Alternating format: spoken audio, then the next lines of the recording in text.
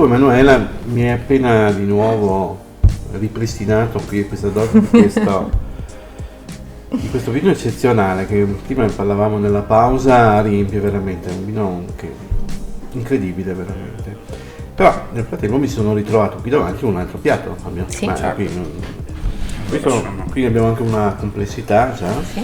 Allora, ci sono degli involtini di speck con formaggio, salsa di mele e zenzero, una misticanza e poi abbiamo un radicchio bardato con la pancetta e abbiamo della zucca con un'aggiunta di rosmarino che gli dà un tocco particolare.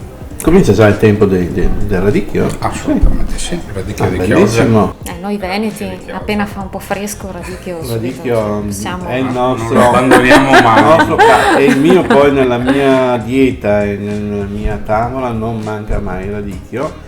E quando siamo di stagione deve essere presente, quindi mi fa piacere ritrovarlo in questo tuo piatto e quindi grazie ancora. Buon Grazie.